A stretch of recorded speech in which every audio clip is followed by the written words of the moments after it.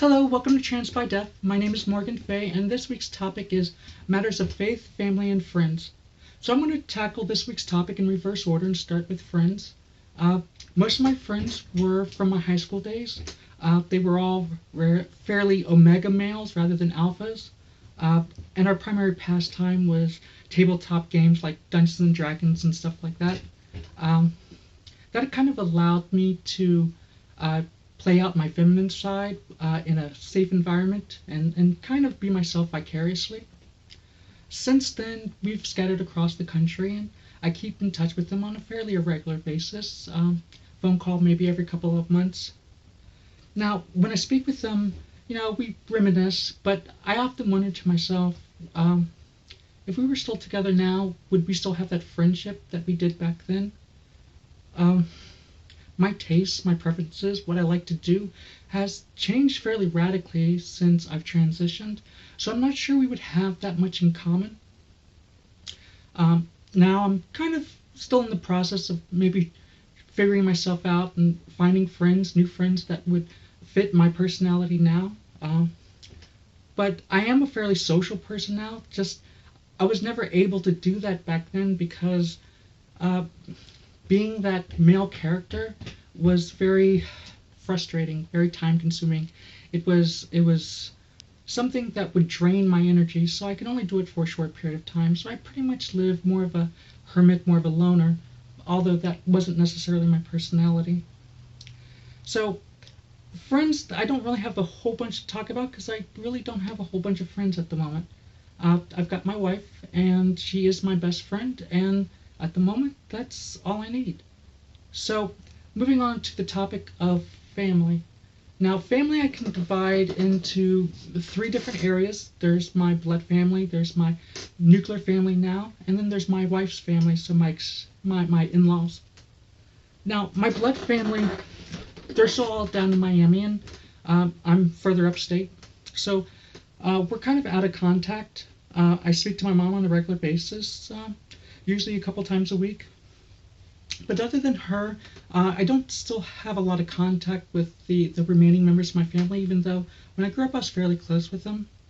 For the most part, all my family down there has been very accepting. There's a few members I haven't heard from, so I don't know quite where they stand on the issue. But I'm kind of leaning towards being optimistic and saying they're okay with it, and they're just not contacting me because that's what we've done for years. So the only one that has a problem with me now is actually my sister. But my sister has always had a problem with me. Up until this point, she's had plenty of LGBT friends. So it's only since I've decided to transition that she's had a problem with the issue and taken a more right-wing approach. But other than my sister, who I've never had a very good relationship with, my family's been very supportive. I had actually spoken to my mom about the possibility of transitioning one time about almost 15 years ago, and she actually educated herself on the issue. So when I did tell her I was going to do it now, that she was already fairly knowledgeable, and started educating the family down there. So a lot of the work that I was worried about having to do with them, my mom tackled for me, so that was great. And her response to me transitioning was to buy me a new pair of earrings and send them up. So that was a very important. They're actually the ones I wear now, these studs. So they've got a lot of meaning for me. So moving on to my nuclear family now, which is my wife and our children. Support has been awesome. My wife wants to be with me every moment of my transition, wants to share the ups and the downs and the struggles and the conquests with me. And it has definitely brought us together with my family, with my children. My sons they're cool with it. I'm sure it's still a little bit odd for them, but they definitely don't appear to be bothered, or not bothered, but uncomfortable. And I think by now they're pretty much accepting. I definitely haven't heard them voice any issues, but they're also teenage boys, so they're caught up in their own things at the moment.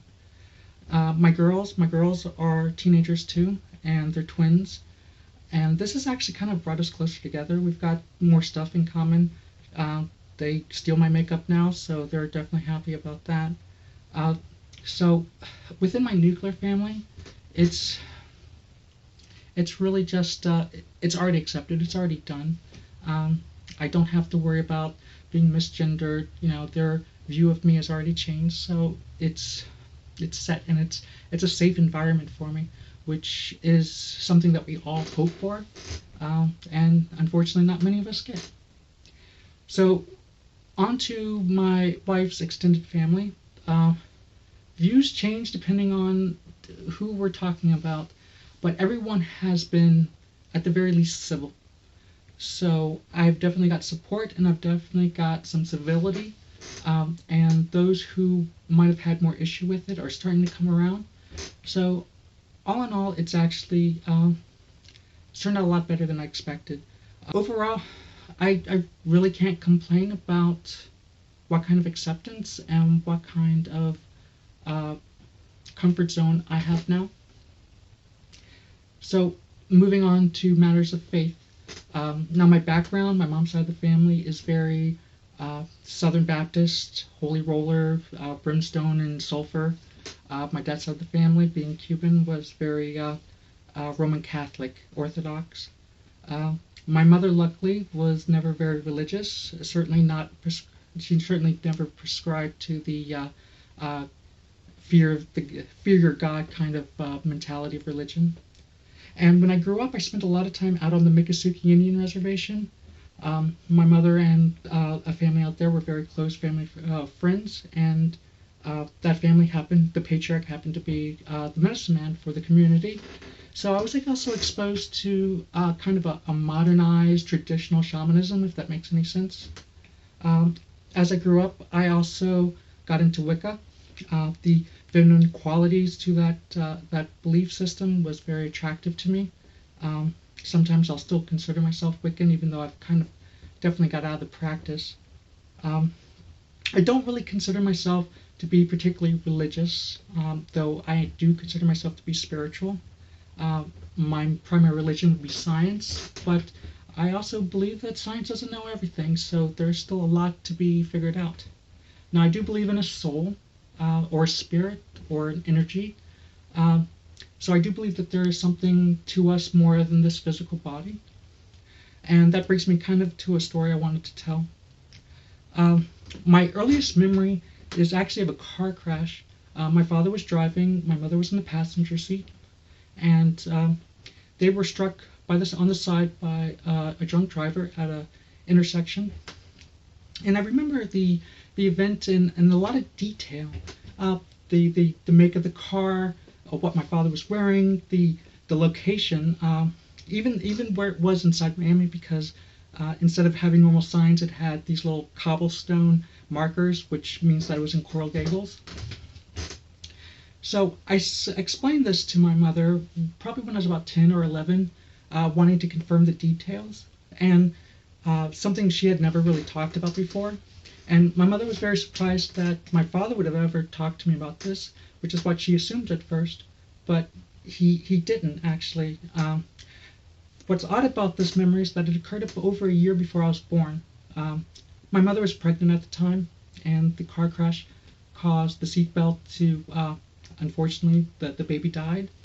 But I do believe that that child wouldn't have been my older sister, but would have been me. So I just had to wait for the next bus. So I definitely believe in reincarnation, and I definitely believe that, we're here for a reason. I don't believe in the divine, but I do believe in the human being. So on that note, I will end this video and say I hope you join me again next week, and have a good day.